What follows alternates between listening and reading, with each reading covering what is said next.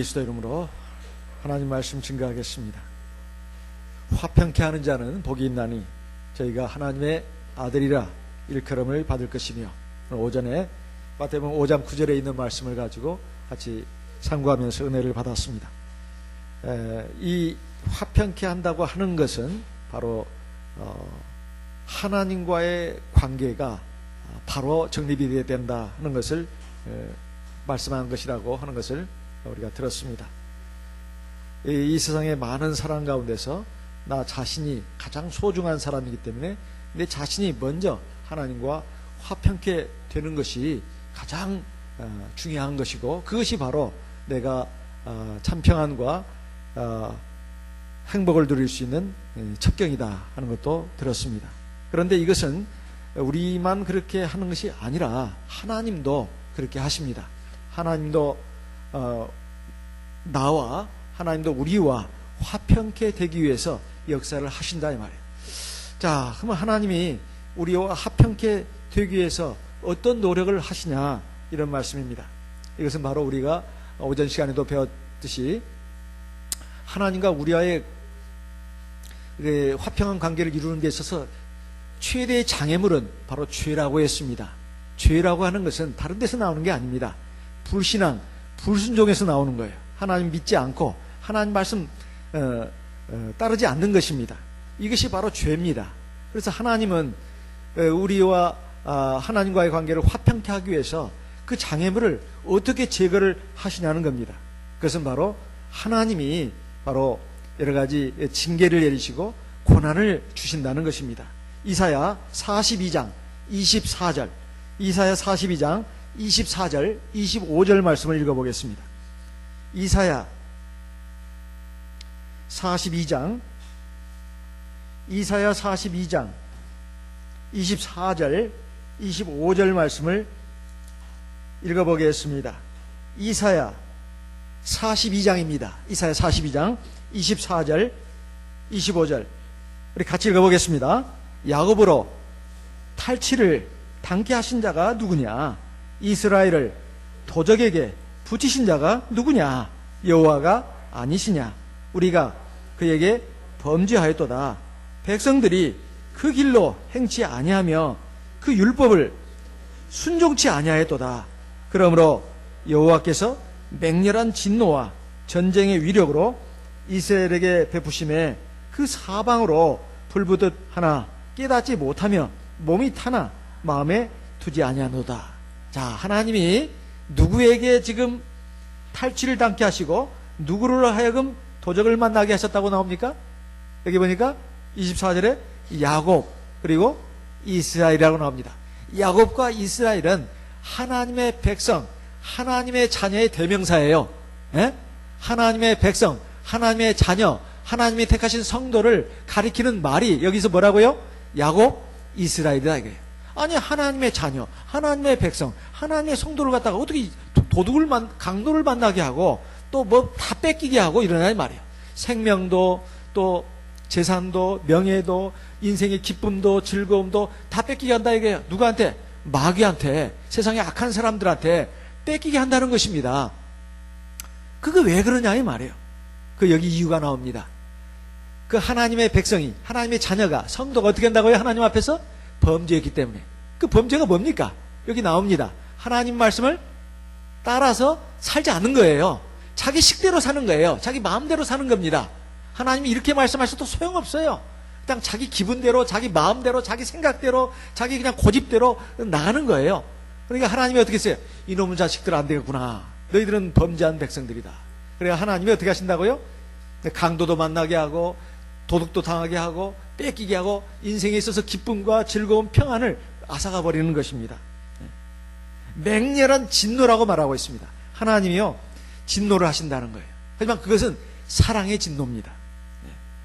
그래가지고 어떻게 했습니까? 사방으로 불붙하게 했다는 거예요. 그것은 자기 자신뿐만 아니라 그 가정 막 불이 붙어가지고 막 타서 그냥 없어질 정도로, 고통스러울 정도로 만들어버린다는 거예요. 그런데도, 몸이 타들어가고 있는데도, 집안에 이제 불이 났는데도 이 어리석은 이스라엘 백성들은 깨닫지를 못한다는 겁니다. 아이고 이게 웬일인가 하고 맨 사람 원망이나 했었고 누구 탓이나 했었고 나는 지지리도 복이 없어 했었고 이거 재수가 나빠서 그래요. 올해는 진짜 운수가 나쁘네. 맨 이런 식이다 이 말이에요. 세상 사람들이 그 모양 아닙니까? 근데 하나님의 백성이 그런다 이 말입니다. 이것은 잘못된 것이다 이거예요. 사무엘하 7장을 보겠습니다. 사무엘하 7장 14절. 사무엘하 7장 14절 말씀을 보겠습니다. 사무엘하 7장 14절 같이 읽어보겠습니다. 나는 그 아비가 되고 그는 내 아들이 되리니 저가 만일 죄를 범하면 내가 사람 막대기와 인생 채찍으로 징계하려니와. 이건 누가 누구에게 하신 말씀일까요? 누가 누구에게? 하나님이 다윗에게 한 말이에요. 하나님이 다윗에게 하신 말씀입니다. 다윗이 말이요, 하나님께 은총을 입고 이스라엘의 왕으로 올라가니까 너무 이게 어찌된 일이냐 이거. 자기 이렇게 목동 출신이었는데 무식장이 양치는 목동이었습니다. 그런데 자기가 일국의 왕이 됐다 이 말이에요. 이스라엘 백성의 주권자가 됐다 이 말입니다. 이게 모든 것이 하나님의 은혜라 이거예요.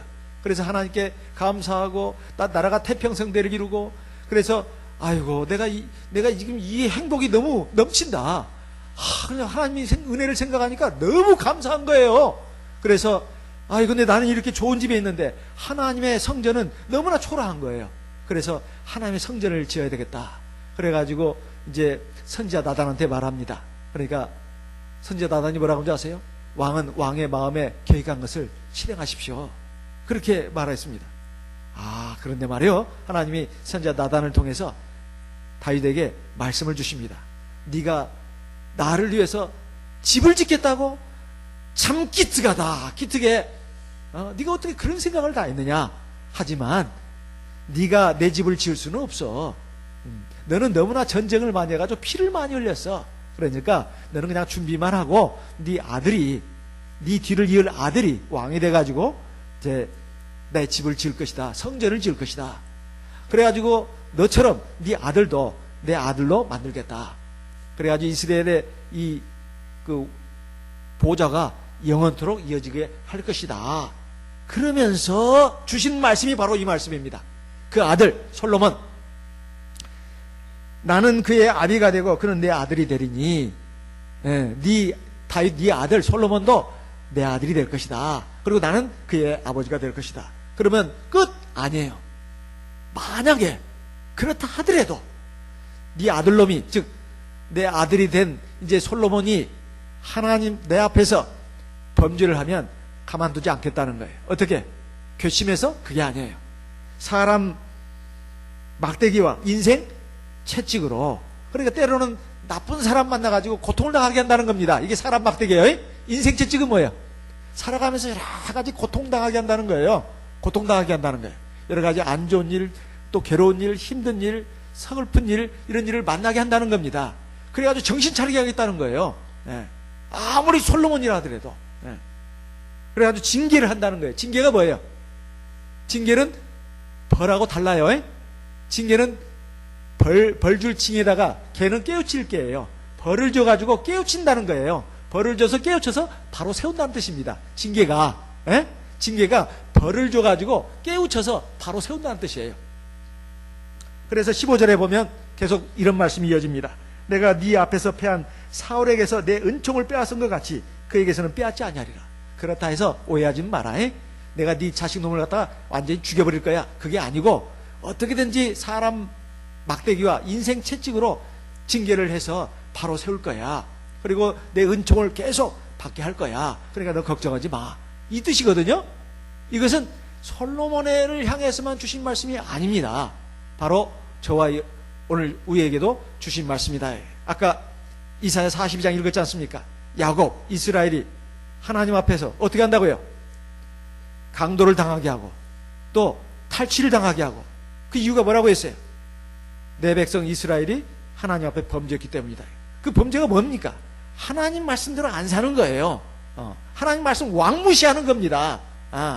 하나님 말씀을 듣는 분 많은 동안 하는 거예요. 근데 겉으로는 하나님 백성이야. 근데 실제로는 하나님 백성으로 살지 않는 것입니다.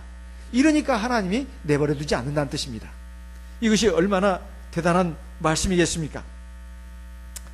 그렇게 해서, 그런데 이게 아니 하나님 백성이 그럴 수 있을까요? 이게 옛날 이스라엘 백성이 그런 모양이죠? 덜 떨어진 사람들 같으니라고.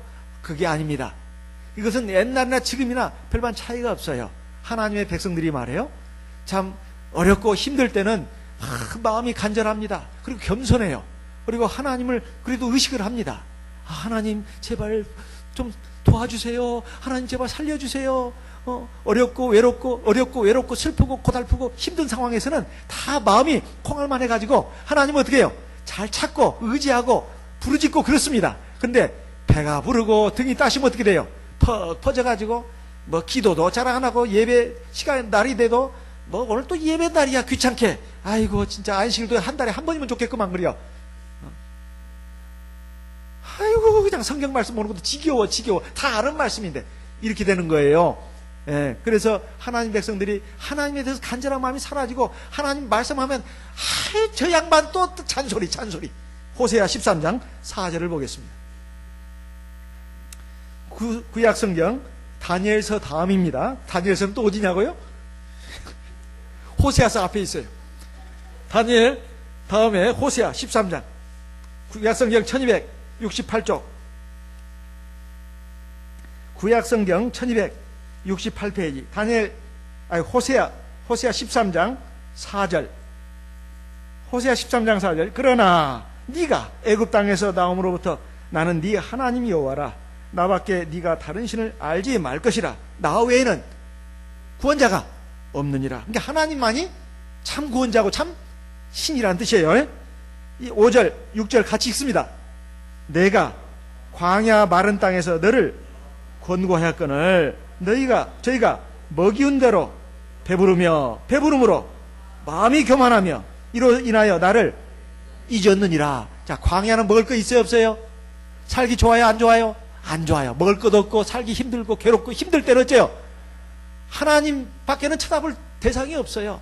하나님 했다고 오는데 광야에서 하나님이 어떻게 하셨다고요?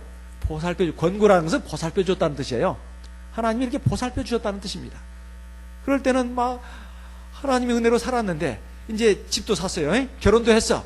서방도 생기고 마누라도 생겼어요. 자식 새끼도 생겼어. 집도 수돗물도 잘 나고 전기도 잘 돌아가고 보일러도 잘 돌아가요. 전기불도 환하고 텔레비전도 잘 나오고. 아이고 아무 걱정이 없어. 심심하지도 않아요. 재미나. 그러니까 마음이 배가 불러가지고 배때기란다. 배가 그냥 부르고 등이 따셔가지고 하나님이 그냥 귀찮은 존재처럼 생각된다 이 말이에요. 성가신 존재예요. 하나님 뭔 말씀하시면 아이고 저 양반 좀 가만히 있어 내가 알아서 할 테니까 좀 이런 식으로 하면서 하나님에 대해서 부담스러운 존재, 거추장스러운 존재로 자꾸 생각을 한다 이 말이에요. 그래가지고 마음이 교만해진 겁니다. 그래서 하나님이 잊었다는 거예요. 그러니까 어떻게 했다고요? 7절에 뭐 읽어보겠습니다. 호세아 13장 7절. 그러므로 내가 저희에게 사자 같고 길가에서 기다리는 표범 같으니라. 내가 새끼 이른곰같이 저희를 만나 그 염통 끝불을 찢고 거기서 암사자같이 이를 삼키리라. 들짐승이 저희를 찢으리라. 이런 말씀들은 성경에 곳곳에 나옵니다. 하나님의 백성이 하나님 살아계신 것도 알고 하나님의 구원의 은총도 받은 사람이 돼가지고서 지금 자기가 지금 갖고 있는 육체의 생명도 하나님 주신 겁니다. 하나님 손바닥 안에 있는 거예요. 그리고 하나님이 먹을 것도 주고 입을 것도 주고 좀 살게 해주시는데 그 은공도 모르고 지금 세상의 불신자처럼 세상의 허망한 삶을 따라서 지금 표류하고 있다 이 말이에요. 그러면 하나님이 내버려 두시느냐? 절대로 내버려 두지 않습니다. 어떻게든지 고통을 주신다 이 말이에요. 어떻게든지 고통을 주십니다. 그래도 정신을 못 차린 사람도 있어요. 몸이 타들어가는데도 불이 붙었는데도. 그러면 하나님이 극한까지 갑니다. 완전히 그냥 바닥에 철버덕 항아리 깨지듯이 박살 날 정도까지 그냥 이끌어 가신다 이거. 그렇게까지 할까요? 그렇게 하셔요. 아직 그래도 정신을 못 차린 사람들은 그 지경까지 가봐야 정신을 차립니다. 적어도 그가 하나님의 구원의 은혜를 받았고 하나님 세상 주신 것을 티끌만큼이라도 안다면 하나님이 내버려 두시지 않는다 이거예요. 반드시 그 지경까지 가게 하신다 이 말이에요. 그런데 사람이 어리석으면 그 지경까지 갑니다. 사람이 어리석으면 그 지경까지 가요. 그래가지고 나중에 큰 고통을 당한다 이 말이에요. 그렇지만은 그가 그런 고통을 당하면서 자기의 죄를 깨닫고 자기의 불신앙과 불순종을 깨닫고 하면은 참 다행입니다. 그러면 이제 하나님 앞에 매달릴 수밖에 없죠. 그러면 하나님이 어떠냐? 이놈 자식이 염치가 없네. 얼굴이 두껍구만. 언제 네가 했던 짓을 한번 생각해봐. 하고 몰라 하면서 내치시는 그런 하나님이 아니에요. 하나님은 정말로 사랑의 하나님입니다. 그래서 그 순간이라도 돌이킬 수 있다면 참 다행입니다. 호세아 12장을 보겠습니다. 호세아 12장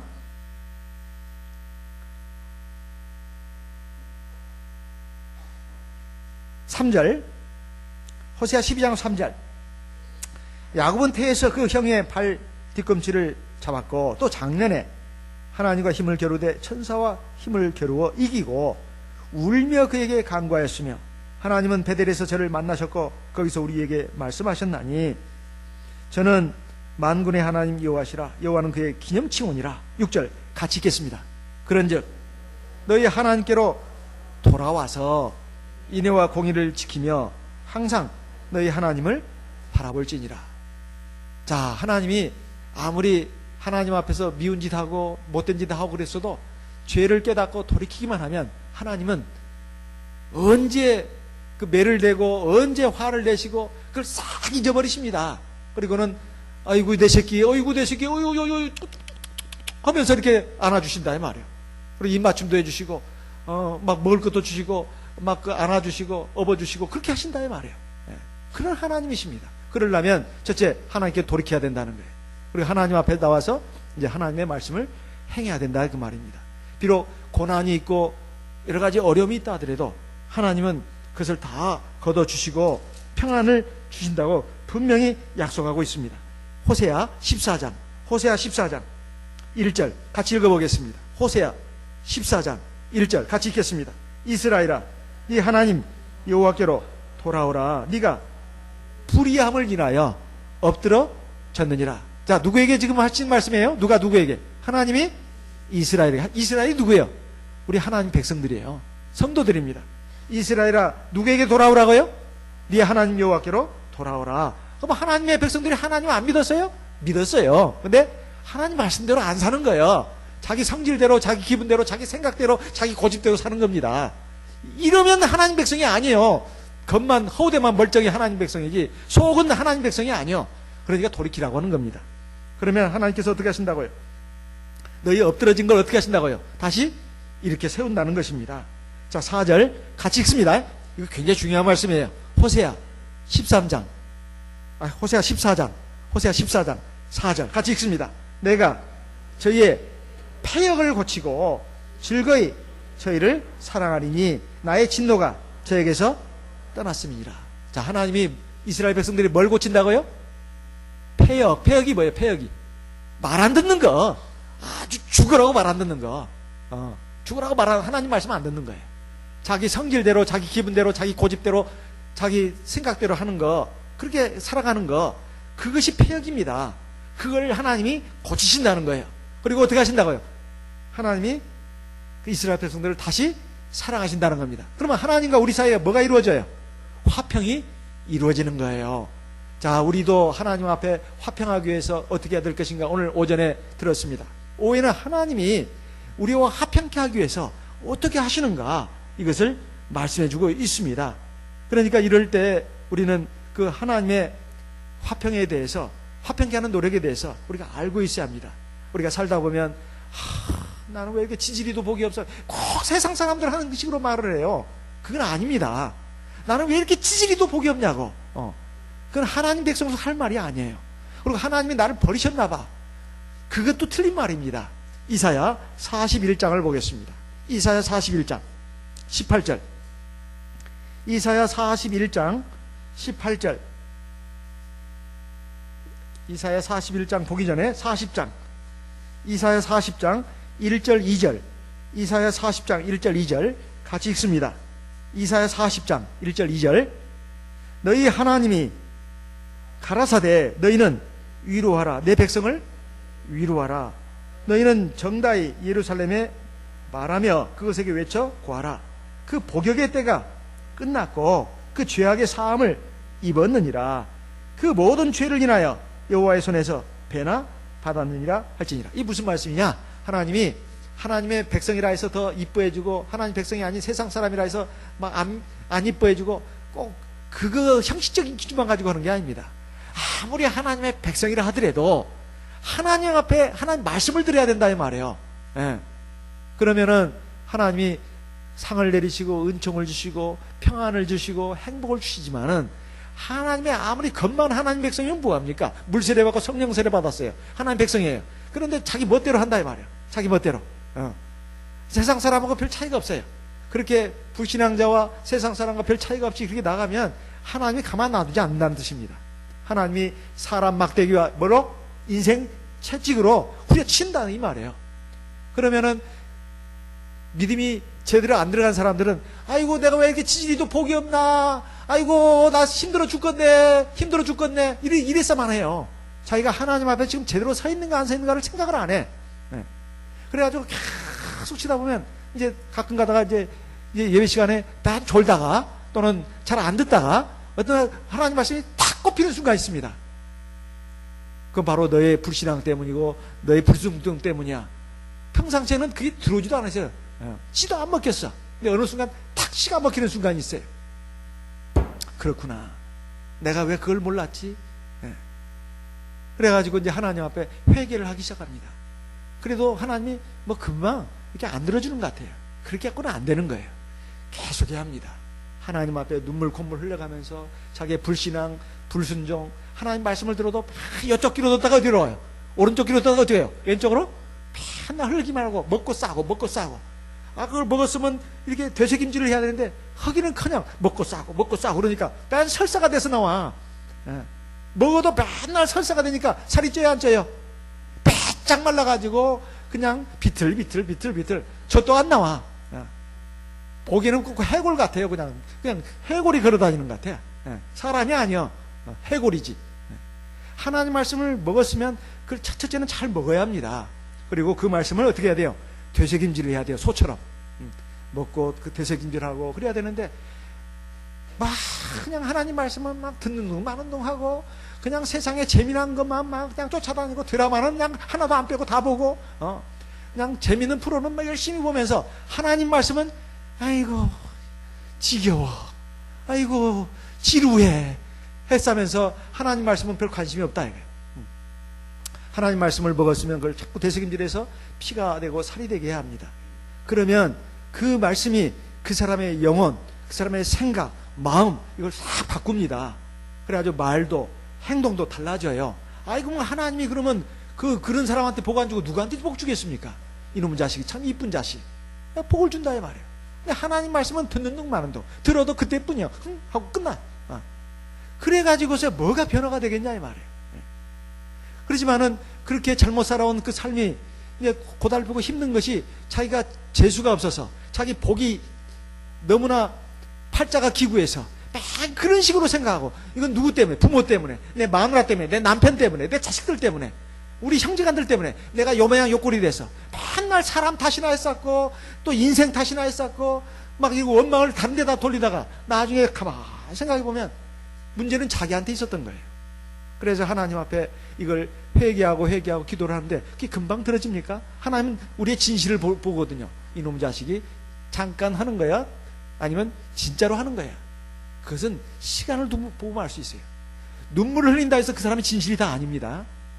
사람이 우는 것도요, 자기 감정에 복받쳐서 우는 경우도 많아요. 그래야 안 그래요? 시도 때도 없이 흐르는 것이 눈물이에요. 사람의 눈물. 기분 좋다고 눈물, 기분 나쁘다고 눈물, 화난다고 눈물, 심심하다고 눈물. 시도 때도 없이 흐르는 것이 사람의 눈물입니다. 그런데 그 눈물이 하나님 보시기에 보석 같은 눈물이 되려면 하나님은 시간을 보신다 이 말이에요. 정말로 기도 잠깐 하고 그때 한번 눈물 흘렸다 해서 하나님 탁 들어주시고 그게 아닙니다. 그 눈물이 정말 보석 같은 진짜 회개의 눈물인지 하나님은 시간을 두고 보신다 이 말이에요. 그리고 어느 날 갑자기 마음이 통해가지고 기도 왕창 했다가 그 다음부터는 에이 안 해 하고 그냥 돌아서고 그것은 하나님 앞에 그 진실한 게 아니다 이 말이에요. 하나님 앞에서 하나님이 어쨌든 지금 화가 잔뜩 나 계셔. 하나님이 정말로 나에게 벌을 내려도 싸 그렇게 생각하고 하나님의 노가 풀릴 때까지 계속 울고 기도하면 하나님도 굉장히 참 단순하신 분이에요. 예. 그렇게 그냥 화가 나셨다가도 그 눈물을 보시고는 하나님도 못 견딥니다. 그래가지고 한 1년은 지켜보려고 했는데 그 기간을 단축시킨다 이 말이에요. 예. 한 10년은 지켜보려고 했는데 단축시킨다 이 말이에요. 그래가지고 들어주신다 이 말이에요. 몇 달만 해도. 예. 그리고 하나님의 사랑으로 그 죄를 사하시고 은총을 베풀어 주신다 이 말입니다. 예. 그래서 그 기간이 끝났다는 거예요. 지금 여기 이사야 40장에 있는 말씀은 지금 하나님의 백성들이 고난을 당하고 고통을 당했는데 그 위로하라는 거예요. 지금 선지자를 통해서 말씀하신 내용입니다. 내 백성을 위로해라. 저희들의 복역의 그 기간이 꼭 죄수가 형 쌓는 거고 똑같아요. 끝났다. 이제 그들에게 다시 복을 주겠노라고 지금 말씀하시는 겁니다. 우리가 하나님 앞과 화평을 이루려면 하나님도 이렇게 우리를 향해서 역사하신다는 것을 우리가 알아야 합니다. 자, 그것을 우리가 볼 수 있는 영적인 안목을 가져야 되겠어요. 자, 계시록 3장에도 보면 그 말씀이 아주 간절한 형태로 나옵니다. 계시록 3장, 우리가 잘 아는 말씀입니다. 15절. 계시록 3장 15절. 내가 네 행위를 아노니 네가 차지도 아니하고 덥지도 아니하도다. 네가 차든지 덥든지 하기를 원하노라. 네가 이같이 미지근하여 덥지도 아니하고 차지도 아니하니 내 입에서 너를 토하여 내치리라. 17절. 내가 말하기를 나는 부자라. 부유하여 부족한 것이 없다 하나 네 곤고한 것과 가련한 것과 가난한 것과 눈먼 것과 벌거벗은 것을 알지 못하도다. 자, 19절 같이 읽습니다. 무릇 내가 사랑하는 자를 책망하여 징계하노니 그러므로 네가 열심을 내라. 회개하라. 자, 여기 하나님이 사랑하는 자를 징계한다고 했어요? 미워하는 자를 징계한다고 했어요? 사랑하는 자를 어떻게 한다고요? 징계가 뭐예요? 징계가 벌을 줘서 어떻게 한다고요? 깨우치고 그렇게 해서 하나님의 백성으로 바로 세우는 것을 뭐라고요? 징계라고 했다 이 말이에요. 하나님이 세상 사람들을 징계하는 게 아니에요. 하나님의 백성들을 징계하는 것이고 하나님의 백성들은 하나님이 사랑해가지고 택하신 자기 백성이고 자기 자녀입니다. 그래서 세상 사람들은 어차피 이 인생이 전부예요. 그리고 영원한 멸망의 고통으로 떨어질 사람들입니다. 그런 사람들은 징계를 할 필요도 없어요. 근데 하나님이 자기 피로 사신 자기 백성은 하나님이 반드시 어떻게 한다고요? 징계를 하신다 이 말이에요. 그러니까 그 징계의 목적은 우리에게 열심을 내라는 것이고 뭐 신앙의 열심 그리고 뭐요? 회개하라는 거예요. 회개가 뭐예요? 잘못된 삶의 방향에서 올바른 삶의 방향으로 방향을 바꾸는 걸 말합니다. 내 마음을 바꾸고 내 행동을 바꾸고 내 삶을 하나님의 말씀을 따라서 올바르게 바꾸는 것이 바로 회개입니다. 네. 자, 20절 보면 하나님의 열심을 볼 수가 있습니다. 볼자다 내가 문 밖에 서서 두드리노니 누구든지 내 음성을 듣고 문을 열면 내가 그에게로 들어가서 그로 더불어 먹고 그는 나로 더불어 먹으리라. 하나님이 우리와 화평을 이루기 위해서 얼마나 간절한 사랑으로 이렇게 애를 쓰시는지 이걸 알 필요가 있습니다. 이것을 알고 나면 하나님이 무서운 분이 아니라 사랑의 하나님이다. 사랑의 하나님이라서 오해해서는 안 됩니다. 나를 무조건 이뻐해주고 나를 안아주고 뽀뽀도 해주고 그거 아니다 이 말이에요. 하나님이 나를 사랑하기 때문에 나에게 매를 대신다는 겁니다. 내가 하나님 앞에 온전한 은혜와 복을 받아 누리도록 참 평안과 참 행복을 받아 누릴 수 있는 사람이 되도록 하나님께서 우리를 징계하신다는 거예요. 그 징계는 사랑의 징계라는 말입니다. 제가 아는 어떤 교회, 그러니까 우리 참예수교회입니다. 뭐 우리 그 미국에도 보면 우리 참예수교회가 제법 있는데 그 중에 한 형제가 우리 이 교회 안에 들어와가지고 구원을 받았습니다. 근데 원래 이 형제가 그 미국에 유학 갔던 형제입니다. 그런데 친구를 잘못 만나가지고 공부는 하라는 공부는 안 하고 친구 잘못 사귀어가지고 맨날 엉뚱한 짓이나 했어요. 나중에는 마약까지 하게 됐습니다. 술, 담배는 기본이고요. 이것도 이제 성이 안 차가지고 마약까지 하게 됐어요. 마약까지. 그러다 보니까 어떻게 되느냐? 이 마약 중독이 돼버렸습니다. 이 마약 중독의 폐해는 엄청난 것입니다. 몸이 이제 계속 안 좋아지는 거예요. 급기야는 머리가 다 빠졌습니다. 아직도 30도 안 됐는데, 20대 청년인데, 대학생인데, 학교도 다니둥 만둥 하다가 막 학교도 못 다니게 됐어요. 머리가 빠져가지고 대머리가 됐습니다. 대머리가 됐어요. 마음은 늘 불안하고 우울했습니다. 근데 마약을 먹지 않으면 안 돼요. 부모가 그걸 알고는 이건 안 되겠다 싶어가지고 여러 번 야단도 치고 했지만은 소용이 없었어요. 마약에 중독이 되니까. 그래가지고 이제 누나가 좀 보살피도록 누나 있는 쪽으로 가게 이렇게 했습니다. 그래가지고 학교를 다시 다니게 했는데 역시 학교를 제대로 못 다니는 거예요. 그런데 이 누나가 말이에요. 우리 참예수교의 성도가 됐습니다. 그래가지고 이 동생을 여러 가지로 해도 안 되는 거예요. 그래서 우리 너도 나 따라서 교회 나가자. 내가 지금 다니는 교회가 참예수교회 트루 지서스 처치 쩐예수教会 참예수교회인데 정말 하나님 살아계시고 정말 하나님의 역사로 너도 제대로 설 수 있다. 이렇게 권면하니까 내가 지금 이 대머리가 돼가지고 지금 밖에 나가기도 싫고 말이지. 사람 보기도 싫고 지금 막 우울증에 걸렸어요. 우울증에. 뭐 마약 중독으로 해가지고 몸이 피폐된 것은 말할 것도 없거니와 이제 우울증이 걸렸습니다. 나는 이제 인생 끝났다. 그래가지고 막 절망과 고통 가운데서 밤에 잠도 못 자고 늘 우울하고 이랬던 이 청년이 누나가 또 이게 권유를 한다 이 말이에요. 그래서 누나가 다니는 교회가 어떤 교회냐? 트루지서 처체인데 그 참예수교회는 이제 그 지역별로 그 이름을 또 붙이잖아요. 붙이는데 그 교회 이름이 말이에요. 참예수교회, 우리는 이제 안산교회잖아요. 참예수교회 거기는 볼드윈 교회라고 해요. 볼드윈. 볼드가 영어로 대머리라는 뜻입니다. 대머리. B-A-L-D. 볼드. 그 대머리를 영어로 볼드라고 해요. 윈은 이기다는 뜻이에요. 대머리가 이기다. 볼드 윈. 처치. 대머리가 이기다. 대머리가 이기는 교회. 이 교회 이름이 참 너무 특이했어요. 그래서 그러면 내 대머리 이거 좀 어떻게 좀 해결을 받을 수 있지 않나? 대머리를 위한 그러니까 교회가 아닌가? 그래가지고 그 이름을 듣고 그러면 한번 나가볼까? 모자 쓰고 나가서요. 모자 쓰고. 모자 쓰고 이렇게 이제 교회를 나갔더니 진짜 이 교회가 희한한 교회인 거예요. 막 성령을 받아가지고 방기도를 하는데 그렇게 신비스러울 수가 없더라는 거예요. 그리고 처음 우리 교회를 왔는데 마음이 그렇게 평안하더랍니다. 그래가지고 모자 쓰고 계속 그 교회를 나오기 시작했어요. 우리 참예수교회 볼드윈 처치. 대머리가 이기는 교회. 이건 운명이다. 이렇게 생각을 했던가 봐요. 우리 형제는 이 운명이다.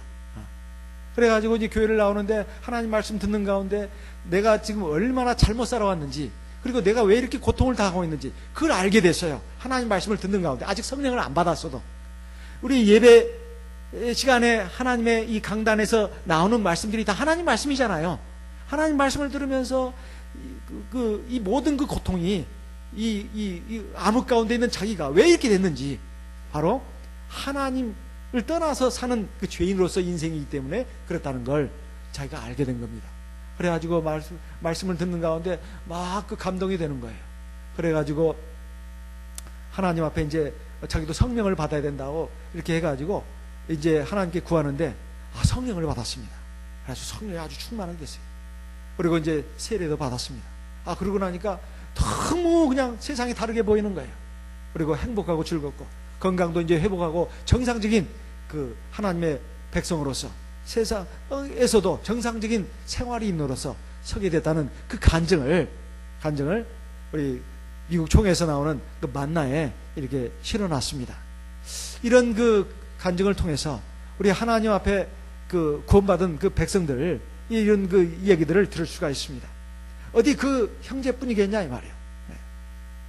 그 형제가 이제 대머리가 고쳐졌는지 어쩐지는 내가 그 뒤에 안 물어봐서 모르는데 나중에 한번 연락을 해보려고 합니다. 근데 머리가 낫냐 안 낫냐는 중요한 게 아니고 아마 지금 머리가 아마 났을 거예요. 마약 중독 때문에 약물 부작용 때문에 그렇게 된 것이기 때문에 이제 정상이 됐을지 모르겠습니다. 어쨌든 하나님을 떠나서는 참 평안이 없습니다.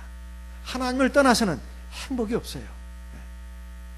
세상의 모든 것을 갖춰도 하나님이 아니고서는 참 생명, 참 행복, 참 평안을 누릴 수가 없다는 걸 우리가 알아야 되겠습니다. 그래서 예수 그리스도를 통해서 우리가 참 평안을 누리게 되는 것입니다. 고린도 후서 5장 17절로 19절 말씀을 읽어보겠습니다. 고린도 후서 5장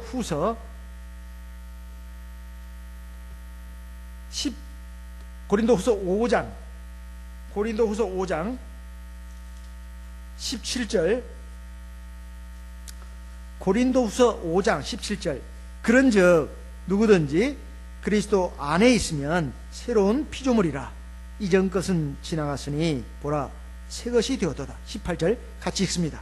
모든 것이 하나님께로 났나니 저가 그리스도로 말미암아 우리를 자기와 화목하게 하시고 또 우리에게 화목하게 하는 직책을 주셨으니 19절 이는 하나님께서 그리스도 안에 계시사 세상을 자기와 화목하게 하시며 저희의 죄를 저희에게 돌리지 아니하시고 화목하게 하는 말씀을 우리에게 부탁하셨느니라. 이 두 가지를 말씀하고 있습니다. 하나님은 예수 그리스도를 통해서 우리와 하나님을 어떻게 했다고요? 화목하게 하셨다는 거예요. 그 다음 두 번째, 이제 하나님과 화목히 된 우리들을 갖다가 어떻게 하셨다고요? 이제는 다른 세상에 많은 사람들 있잖아요. 죄인들. 하나님과 지금도 불화한 상태에 있습니다. 이 사람들 갖다가 하나님과 화목하게 하도록 하는 직분을 우리에게 주셨다는 거예요. 우리로 하여금 먼저 하나님과 화목하게 하시고 예수 그리스도를 통해서 그 다음에 이제 하나님과 화목하게 된 우리들이 세상에 많은 사람들이 살고 있는데 하나님과 지금 불화한 상태에 있습니다. 화목하지 않아요. 그래서 죽음과 고통의 그 늪 가운데서 지금 살고 있습니다. 이런 사람들을 하나님과 화목하게 하도록 하는 직분을 우리에게 주셨다는 거예요. 이제 두 번째는 바로 그것입니다. 하나님과 나, 이 화목이 제일 중요하다고 했습니다. 이제 두 번째는 뭐냐? 다른 사람을 하나님과 화목하게 하는 그것이 또 중요한 것입니다. 다른 사람을 하나님과 화목하게 하는 사람은 복이 있을 것이니 저희가 하나님의 아들이라 일컬음을 받을 것이다. 이런 말입니다. 자, 다른 사람을 하나님과 화목하게 하려면 그 사람이 자격이 있어야 돼요. 먼저 하나님과 자기가 화목이 된 사람이어야 돼요. 자기는 하나님과 화목도 안 됐으면서 안 보고 자꾸 화목하라고 그러면 말이 되겠어요? 안 되겠어요? 먼저 자기 자신을 하나님과 관계를 바로 세워야 합니다. 자기는 지금 제대로 살지도 않으면서 남 보고 자꾸 제대로 살라고 그러면 이게 말이 안 되는 소리입니다. 먼저 자기가 하나님과 화목이 돼야 돼요. 그런 사람이 자격이 있다 이 말이에요. 그런 사람이 어떤 사람이냐? 그리스도 예수 안에서 새롭게 된 피조물이다 이 말이에요. 그래서 하나님과의 올바른 관계, 화평의 관계를 이루어가지고 마음이 깨끗하고 온유한 사람, 그리고 새 마음과 새 성품을 가지게 된 사람이 되어야 합니다. 그래야 다른 사람을 하나님과 화목하게 하는 그 화목의 직분을 다할 수가 있다 이런 말이에요. 이런 것은 무슨 뜻이냐? 다른 사람도 하나님 앞에 나와서 구원받게 하고, 이게 첫째로 중요한 거죠. 그것만 있는 게 아니에요. 다른 사람은 하나님께 나와서 구원받게 하고 그럼 끝? 아니에요. 세례받게 하고 성령받게, 아니 난 다 했어. 아닙니다. 두 번째가 있어요. 이제 비록 세례받고 성령받았다 하더라도 이제 갓 태어난 어린아이에 불과합니다. 이제는 하나님 앞에 바르고 성숙한 신앙을 가진 성도가 되도록 계속해서 노력을 해야 된다 이 말이에요. 그것이 진정한 또 화목입니다. 다른 사람도 하나님과 화목하게 되는 것은 첫째 구원받게 하고, 두 번째는 하나님 앞에 바르고 온전한 성도가 될 수 있도록 중간 매개 역할을 해야 된다는 거예요. 그래서 가정에서뿐만 아니라 교회에서도 믿음이 어리고 약한 사람도 어떻게 해야 되겠어요? 내가 붙들어줘야 돼요. 그리고 도와줘야 돼요. 하나님 앞에 믿음 생활을 어떻게 해야 되는지도 내가 내 몸소 행동을 통해서도 보여줘야 되고, 내 말로도 보여줘야 되고, 또 사랑으로도 이렇게 사랑의 권면이나 충고로도 깨우쳐줘야 합니다. 이것이 바로 다른 사람을 하나님과 화목케 하는 사람이에요. 그 반대는 뭡니까? 다른 사람이 하나님과 화목해야 되는데 그 반대로 하는 사람도 있어요. 사소한 일에도 화 잘 내는 사람, 예. 그리고 공격적이고 비판적인 사람. 교회를 나가도 하나 기쁨이 없어, 만족이 없어. 교회가 그냥 무슨 세상 꼭 그냥 한나라 새누리 당하고 저 무슨 누구 당하고 싸우는 것 같아요. 콩가루 집안각 같아요. 예. 그리고 늘 자기 의와 자기 교만에 사로잡힌 사람. 이건 화평을 이루는 사람이 아니라 화평을 깨는 사람입니다. 예. 교회를 나오고 싶어도 참 교회 나오면 늘 우울하고 막 힘 빠져가지고 가요. 교회 오면은 힘을 얻어가지고 가야 되는데 교회 오면 막 힘이 빠져가지고 가. 상처만 입고 가. 이것은 하나님에게 문제가 있는 게 아니라 사람에게 문제가 있는 경우가 많습니다. 내가 화평의 사도가 돼야 되는데 그 반대로 뭐예요? 불화의 사도가 되는 경우도 있다 이 말이에요. 네. 이런 사람은 절대로 화평을 이루는 사람이 될 수가 없다 이 말입니다. 그러면 다른 사람을 하나님과 화평하게 하려면 어떻게 해야 되겠습니까? 불화하는 사람들이 서로의 그 결점을 드러내고 막 이렇게 하고 그런 것을 갖다가 우리가 그 바르게 바로 잡아줘야 합니다. 그리고 서로 이게 용납을 하고 서로 그 용서할 수 있도록 해야 된다 이런 말씀이에요. 예. 이것이 우리가 바로 화평의 사도로서 해야 될 일입니다. 우리 하나님 말씀을 한번 보겠습니다. 빌립보서 2장 3절 4절 말씀을 읽어보겠습니다. 빌립보서 2장 3절 4절 빌립보서 2장 3절 4절 2절 3절을 읽겠습니다. 빌립보서 2장 2절 3절 같이 읽어보겠습니다. 마음을 같이하여 같은 사랑을 가지고 뜻을 합하며 한 마음을 품어 아무 일에든지 다툼이나 허영으로 하지 말고 오직 겸손한 마음으로 각각 자기보다 남을 낫게 여기고. 우리가 하나님 앞에서 믿음 생활할 때 다른 사람이 하나님과 화평을 이루게 하려면 어떻게 해야 된다고요? 마음을 같이 해서 어떻게 해요? 같은 사랑을 가지고 뜻을 어떻게 한다고요? 합해야 된다. 한 마음 품어야 된다. 그러려면 아무 일이든지, 아무 일이라고 했습니다. 큰 일이든지 작은 일이든지, 중요한 일이든지 사소한 일이든지 다툼으로 하면 됩니까? 안 됩니까? 안 된다. 허영심으로 하면 돼야 안 돼요? 안 돼요. 하나님의 일은 절대로 다툼이나 허영심으로 하면 안 된다. 그래서 우리가 교회에 나오는 목적을 분명히 해야 합니다. 우리가 교회 왜 나와요? 교회 하나님께 뭐 드리기 위해서? 예배 드리기 위해서 나오잖아요. 하나님께 예배 드리기 위해서 나오는 것이지 다른 일로 오는 게 아닙니다. 그리고 또 그렇게 해서 어떻게 한다고요? 하나님 어디에 들어가기 위해서? 하나님 나라에 들어가기 위해서 우리가 지금 이 교회 생활을 하는 것이지 다른 목적으로 교회 나오는 게 아니에요. 저나 여러분도 다 지금 교회 생활을 하는 것이 다 하나님 앞에 믿음 바로 세워가지고 하나님 나라에 들어갈 합당한 백성으로 자라서 하나님 나라에 슛골인 하고 들어가기 위해서 우리가 지금 교회 생활을 하는 거예요. 그런데 교회 와서 그런 중요한 일은 뒷전으로 놔두고 주객이 전도된다는 말이 그 말입니다. 주인은 없어지고 객이 설치는 거예요. 주인은 뭡니까?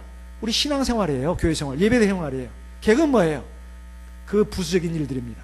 그게 객이에요. 주인은 어디로 도망가 버리고 없어져 버리고 손님들이 와서 그냥 북치고 장구치고 가면 이것은 주객이 전도됐다고 말하는 겁니다. 우리가 하나님 앞에서 본질적인 것은 빼버리고 아주 지엽적인 것을 가지고 이렇게 다투고 싸워서는 안 된다 이런 말입니다. 그것을 절대로 다툼이나 허영심으로 해서는 안 됩니다. 내 얼굴 내기 위해서, 나 사람들에게 인정받기 위해서, 박수받기 위해서 절대로 그러면 안 되는 거예요. 세상에서는 그럴 수 있습니다. 하지만 교회에서는 그러면 안 되는 거예요. 교회에서도 세상과 똑같이 하면 안 되는 것입니다. 절대로 다툼이나 허영을 해서는 안 된다 이 말이에요. 남을 나보다 더 나은 사람으로 알아야 된다. 저 사람이 나보다 더 나은 사람이다. 나는 저보다 못한 사람이다. 근데 거꾸로 생각한다 이 말이에요. 내가 저 사람보다 더 나은 사람이다. 저 사람 나보다 못한 사람이다. 아닙니다. 그것은 하나님 말씀을 정면으로 어기는 것입니다. 그렇게 돼서는 안 된다 이 말. 또 서로 이해하고 용납을 해줘야 된다 이런 말씀입니다. 골로새서 3장을 보겠습니다. 골로새서 3장 12절. 골로새서 3장 12절 같이 읽어보겠습니다. 13절 14절까지. 골로새서 3장 12절에서 14절까지 같이 읽습니다. 그러므로 너희는 하나님의 택하신 거룩하고 사랑하신 자처럼 긍휼과 자비와 겸손과 온유와 오래 참음을 옷 입고 13절 누가 네게 혐의가 있거든 서로 용납하여 피차 용서하되 주께서 너희를 용서하신 것과 같이 너희도 그리하고 14절 이 모든 것 위에 사랑을 더하라. 이는 온전하게 매는 띠니라. 15절 그리스도의 평강이 너의 마음을 주장하게 하라. 자, 여기까지. 여기 보면 우리가 하나님 안에서 다른 사람이 하나님과 화목하게 하도록 하기 위해서 어떻게 해야 될 것인가, 이것을 보여주고 있습니다. 어떻게 해야 된다고요? 첫째, 마음 자세가 어떻게 해야 된다고요? 하나님이 나를 사랑하신 것처럼 긍휼과 자비와 겸손과 온유와 오래 참음을 어떻게 하고요? 옷을 입으라고 돼 있어요. 옷 입은 것이 맨날 저기 뭐 잠바에다가 양복에다가 양장에다가 드레스에다가 뭐 이런 거 옷 폼나게 입는 것만 중요한 것이 아닙니다. 실제로 이런 옷을 입어야 된다 이게요. 하나님의 성품을 닮아가지고 자비, 긍휼, 그리고 겸손, 온유, 오래 참음. 참말로 이 말씀을 들으면 가슴이 찡하지 않습니까? 아이고, 진짜 이게 내가 여기에 하나도 제대로 하는 것이 없네. 예? 그리고 어떻게 해요? 그것이 구체적으로 어떻게 나타나냐? 누가 나한테 기분 나쁜 말 했어요. 예? 그리고 나한테 저거 잘못했습니다. 그 혐의예요. 그게 혐의. 예. 혐의가 있으면 어떻게 한다고요? 가가지고 그냥 귀싸대기를 한 대 탁 때려준다거나, 예? 말로 폭탄을 때려가지고 그 사람을 완전히 묵사발 내버린다거나 그래야 되겠습니까? 그렇게 하지 말고 어떻게 하라고 했어요? 서로 어떻게 하라고 해요? 용납을 해주라 해요. 부부간에도 마찬가지입니다. 완벽한 사람 없어요. 다 부족한 것을 인정해야 합니다. 그래가지고 뭐 저 사람 하나님이 아니기 때문에 잘못할 수도 있다. 그걸 아예 딱 생각을 해야 되는데 우리가 그걸 참 많이 잊어버립니다. 그러니까 기분 나쁠 때는 그냥 성질이 막 돋아나요. 그래가지고 막 그냥 저쪽에서 소총 쏘면 저거는 뭐 대포를 쏴야 돼. 그래가지고 나중에 폭탄이 날아갑니다. 꽝 터지죠. 그러면 안 된다. 날아올 때 일단 맞아요. 맞고 생각을 하는 겁니다. 그래가지고 이걸 어떻게 풀어갈 것인가 이런 것도 생각을 하면서 하나님께 기도를 해야 돼요. 그러면 첫째 내 마음이 너그러워집니다. 너그러워져요. 처음에는 괴롭지만 힘들지만 마음이 안정이 되면서 너그러워진다 이 말이에요. 그런 다음에 이렇게 또 말도 하고 이렇게 하면 되는 겁니다. 그런데 그것이 가정에서만 그런 것이 아니라 교회에서도 그렇게 해야 된다 이 말이에요. 교회에서만 그래서 되는 게 아닙니다. 세상 직장에서도 그렇게 해야 되는 거예요.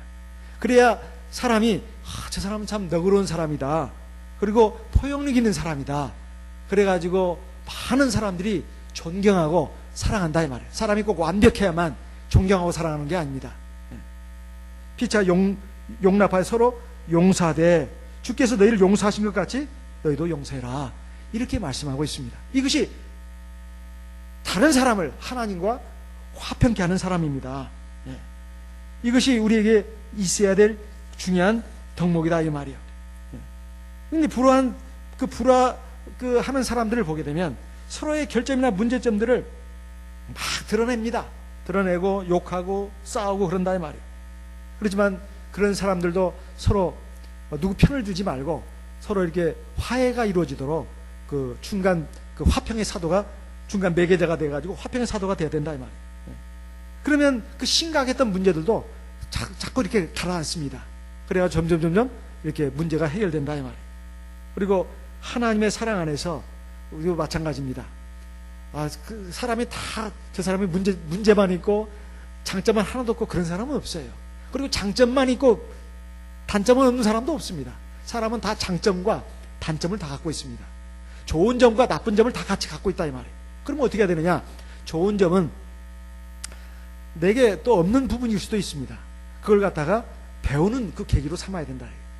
그리고 저 사람의 문제점은 내가 갖고 있는 좋은 점으로 갖고 있는 경우가 있어요. 그러면 내가 그 사람을 보충해 주면 된다 이 말이에요. 그렇게 해서 우리가 의의를 이루는 것입니다. 가정의 부부간도 마찬가지고 가정의 가족 구성원들이 마찬가지입니다. 그리고 교회도 마찬가지고 세상에서도 그렇게 해야 된다 이 말이에요. 그러면은 하나님이 굉장히 기뻐하십니다. 이것이 바로 화평케 하는 자입니다. 화평케 하는 자예요. 근데 걸핏하면 말이에요. 비판하고 걸핏하면 정죄하고 이런 사람들은 항상 그 단체를 깨는 사람입니다. 이런 사람들이 있으면 항상 교회가 냉랭하고 그리고 집안도 냉랭하고 그렇게 됩니다. 그렇지만 서로 위로하고 격려하는 사람이 되어야 한다. 사람이 단점을 말한다 해서 그 사람 고치는 거 아닙니다. 사람은 그 단점을 말해주는 순간, 물론 듣기는 하지만 기분 나쁘게 듣는 경우가 거의 대부분이에요. 물론 아주 완성된 사람은 그걸 달게 듣는 경우도 있지만 그런 경우는 극히 드뭅니다. 다 기분 나빠해요. 그렇지만 부모가 자식을 훈육할 때는 이건 예외입니다. 부모가 자식을 훈육하는 것은 그건 할 수 있는 거예요. 그건 부모의 권위이기 때문에 성경도 그걸 인정했으니까. 그런데 그 외의 관계는 사실은 이 문제점이라 해서 다 말한다고 해서 되는 것도 아니고 굉장히 기분만 나쁘고 안 되는 경우도 많아요. 그러면 그걸 어떻게 해야 되느냐? 우리가 하나님 앞에 기도하면서 기회를 봐서 지혜롭게 우리가 또 이렇게 부드럽게 또 사랑으로 지적하는 그런 경우가 분명히 하면은 참 좋습니다. 기도도 하고 그리고 최대한으로 내가 당신을 사랑한다 그 장점도 인정해주면서 그러지만 요거 하나 보충해주면 좋겠어 이런 식으로 하면서 해주면 그 사람의 권위와 자존심도 세워주는 겁니다. 그렇지 않고서 뭐 그냥 그 지적할 때 보면 막 그냥 야단치듯이 그냥 뭐 그냥 그렇게 하면 그 들을 사람 없어요. 물론 맞는 말이지만은 안 받아들인다 이 말이에요. 근데 우리가 그것을 이론적으로는 알고 있는데 실행이 어렵습니다. 그래서 우리가 하나님 앞에 기도도 많이 하고 기도도 하면 내 안에 성령의 열매가 맺혀가지고 자꾸 바뀝니다. 마음도 바뀌고 생각도 바뀌고 또 뭐야 말하는 태도도 바뀌어요. 말하는 방법도 바뀝니다.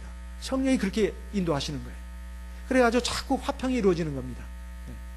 그런데 우리가 신앙생활을 이렇게 뜨내기식으로 하다 보면 그냥 물 위에 떠 있는 연초와 같아가지고 뭐 뿌리가 안 내렸어요. 그냥 바람 부는 대로 그냥 일이 움직이지 뭐가 없어요. 그래서 화평케 하는 사람은 결코 비판자라든가 고발자라든가 선동자가 아닙니다. 비록 다른 사람이 그런 마음을 갖고 그런 행동을 한다 하더라도 거기에 휩쓸리지 않습니다. 믿음이 바로 서 있는 사람 그리고 하나님과 화평을 이룬 사람들은 절대로 그런 데 휩쓸리지 않습니다. 그리고 그게 동조하지도 않아요. 오히려 그런 사람들을 깨우쳐 줍니다. 그러지 말라고. 그리고 하나님 앞에 그 진정한 화평이 이루어지도록 그리고 하나님 앞에서 다른 사람과 화평을 이룰 수 있도록 화평의 사도 역할을 한다는 것입니다. 그리고 그런 사람을 사랑으로 권면하고 사랑으로 포용하고 격려하는 사람이 된다는 거예요. 우리가 그런 사람이 돼야 되겠습니다. 그렇게 됐을 때 사실 하나님 앞에서 다른 사람을 하나님과 화평하게 하는 사람이 되고 하나님 앞에서 다른 사람을 또 다른 사람과 화평케 하는 화평의 사도가 되는 것입니다. 제가 오늘 오전에 하버드대 의대 그 연구팀의 그 연구조사 결과를 말씀드렸습니다. 75년 연구 끝에 밝혀낸 행복과 건강의 비결, 바로 75년간 보스턴 지역에 살고 있었던 724명의 사람들을 그 추적조사해가지고 밝혀낸 것은 다른 게 아닙니다. 제일 중요한 것이 관계라는 거예요. 관계. 사람과 사람과의 관계. 이것을 잘 하는 사람들이 건강하고 행복하고 오래 살더라는 거예요. 그리고 80대가 돼서도요, 콜레스테롤이 문제가 아니라는 겁니다. 혀가 잘 굴러가지도 않네. 콜레스테롤이 문제가 아니라는 거예요. 그 수치가 상관이 없다는 것입니다. 사람과의 관계가 중요하다는 거예요. 가족, 친구, 지역사회와 관계가 좋은 사람일수록 행복하고 오래 살더라는 것입니다. 이것은 그들의 연구 결과로 나온 것입니다. 그런데 이것은 숫자가 중요한 것이 아니고 질이 중요하다는 거예요. 많은 무리가 있어도 외로울 수 있다는 것입니다. 사람이 많으면 뭐합니까? 뭐 어디 마음 터놓고 말할 데가 없는 그런 사람은 굉장히 외롭다는 거예요. 결혼한 상태에서도 고독할 수 있다는 것입니다. 애정도 없고 갈등이 심한 그런 부부간의 그 결혼 생활이라고 하는 것은 차라리 혼자 사는 게 낫다는 거예요. 건강에도 해악을 끼친다는 겁니다. 부부간에 늘 다투고 실갱이 벌이고 싸우고 이런 그 부부는 이혼한 부부보다도 더 못하다는 거예요. 이런 그 연구 결과가 나왔습니다.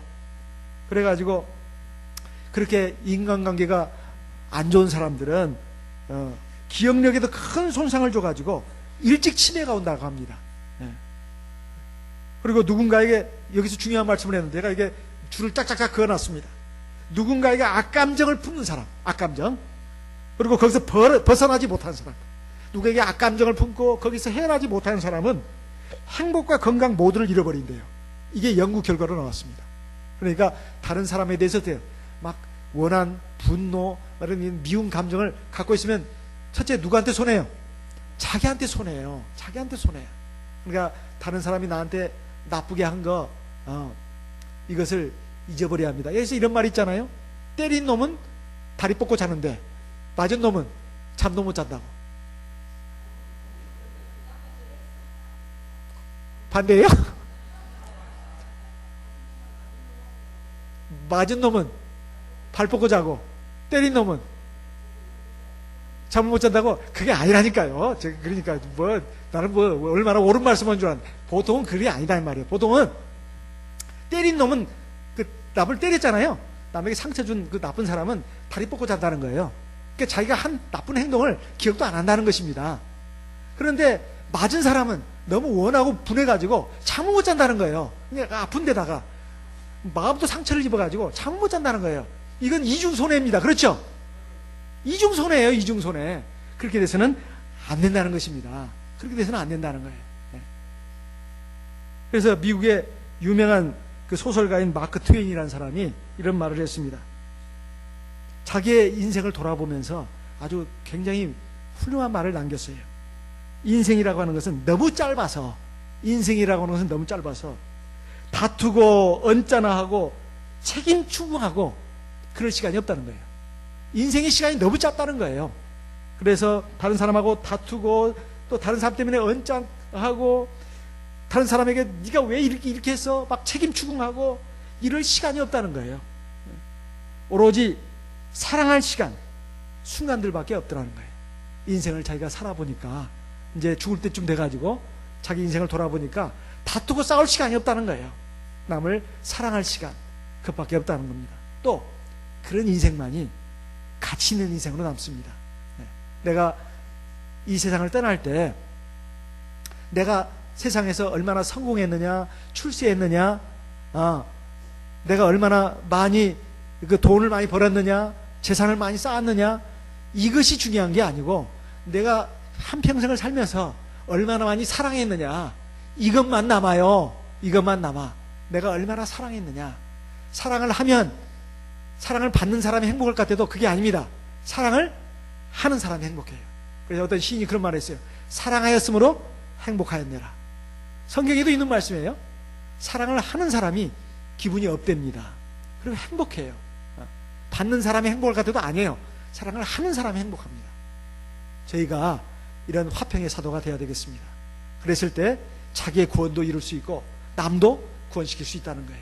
저와 여러분이 이런 복을 받는 사람들이 되기 바랍니다. 저희가 하나님의 아들이라 일컬음 받을 것이요. 이 하나님의 아들이라고 하는 것은 하나님의 나라를 상속받을 수 있는 상속자로서의 아들이 된다는 것입니다. 이 세상에서도 행복하고 평안하게 살 뿐만 아니라 장차 영원한 하나님 나라에 들어갈 수 있다면 이것보다 땡 잡은 인생이 어디가 있겠습니까? 우리 다 같이 그러한 인생의 주인공이 되시기를 예수님의 이름으로 기원하는 바입니다. 다 같이 기도하겠습니다. 이 시간 들으신 말씀을 마음에 새기면서 하나님 앞에 기도하겠습니다.